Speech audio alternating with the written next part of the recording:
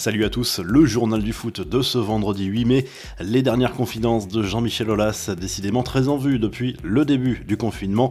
Invité jeudi soir de la chaîne L'Équipe, le président de l'OL a d'abord indiqué que son club avait déposé un recours suite à la décision de la LFP d'arrêter le championnat et de geler le classement de la Ligue 1. Un gel qui a pour conséquence de priver son club de Coupe d'Europe la saison prochaine. Le dirigeant lyonnais s'est dit très inquiet pour l'avenir du football français. Aulas n'a pas échappé aux questions sur son récent clash avec Jacques-Henri Hérault et assure qu'il ira au bout des procédures intentées contre son homologue marseillais pour des propos tenus en mars dans le JDD qu'il estime diffamatoires. Seul moyen pour calmer le jeu, selon le président de l'OL, d'éventuelles excuses d'Hérault dans les jours ou les semaines à venir. Les infos et rumeurs du mercato prêté avec option d'achat par l'Inter Milan au PSG. Mauro Icardi ferait l'objet de discussions entre les deux clubs sur le montant d'un transfert définitif, mais le club italien ne veut pas revoir ce chiffre à la baisse. Le club réclame environ 70 millions d'euros selon la Gazzetta dello Sport.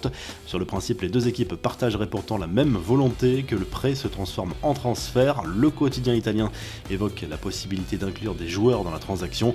Toujours selon la Gazzetta dello Sport, Miralem Pjanic a dit oui au Barça. Le milieu de terrain de la Juve est intéressé par un transfert en Catalogne. Un échange avec le Brésilien Arthur est à l'étude. Déjà annoncé dans le viseur des plus grands clubs européens et surtout du Real Madrid, Eduardo Camavinga assure ne pas se soucier de son avenir, même s'il n'échappe pas à tout ce qui se dit sur lui. Le milieu de terrain s'est longuement confié dans une interview à Ouest France ce vendredi.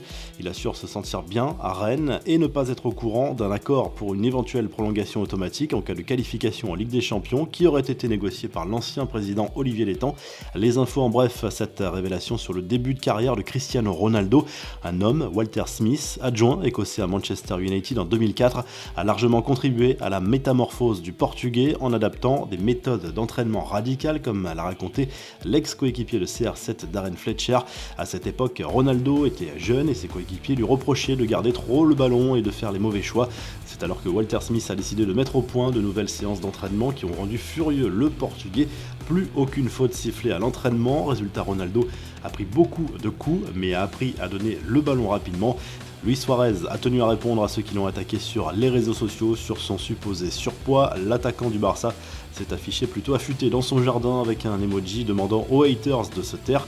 L'Uruguayen aura l'occasion de faire taire les critiques prochainement sur les pelouses de Liga. Des nouvelles de Djibril Cissé, 5 ans après son départ de Bastia, sa dernière expérience à haut niveau. L'attaquant français a confié à SoFoot son envie de revenir en Ligue 1 juste pour marquer 4 petits buts et atteindre la barre symbolique des 100. L'attaquant de 38 ans est même prêt à jouer gratuitement, il m'en manque 4 et je le vis mal, ça me rend fou, j'ai envie de faire mon retour en Ligue 1 pour les marquer. Si un club m'accepte, je peux les mettre en 2 ou 3 mois, je suis assez buté, quand j'ai un objectif, je fais tout pour l'atteindre, a expliqué l'ancien buteur des Bleus à la réponse fracassante de Gary Neville aux critiques de la femme d'Angel Di Maria proférées à l'encontre de la ville de Manchester en début de semaine. L'ancien défenseur des Red Devils, devenu consultant, n'y est pas allé avec le dos de la cuillère. Tout ce que je dirais, c'est que nous entendons de temps en temps ces histoires quand un joueur joue comme un déchet, comme Di Maria l'a fait à Manchester. Il était horrible, il n'a jamais été impliqué, même le premier jour, a confié l'ex-footballeur dans un entretien à Sky Sports. Enfin, Karim Benzema prend son mal en patience. L'attaquant du Real Madrid attend impatiemment la reprise de la Liga et partage régulièrement des photos et vidéos de cette période si particulière. Le voici en compagnie de son chien, tranquillement installé dans son jardin, avec un message de prévention pour inciter la population à rester au maximum chez elle pour sauver des vies.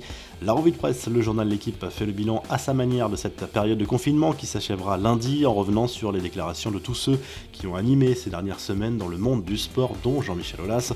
En Espagne, le journal AS évoque la reprise qui se dessine de plus en plus clairement pour différents championnats européens. Certains pays comme l'Allemagne ont montré la voie. En ce qui concerne la Liga, rien n'est encore acté officiellement. Le journal Sport parle du mercato du Barça et notamment de la cible principale du club catalan, l'Argentin Lautaro Martinez. Parmi les joueurs qui pourraient être inclus dans le deal, on retrouve les Français Umtiti et Todibo. En Italie, la Gazzetta dello Sport parle du retour à l'entraînement du Milan AC et de l'Inter avec beaucoup de précautions forcément. Le quotidien sportif détaille également les 2 projets encore en course pour le futur stade des 2 clubs milanais. Vous retrouvez l'actu foot sur topmercato.com, l'appli Top Mercato, et à très vite pour un nouveau journal du foot.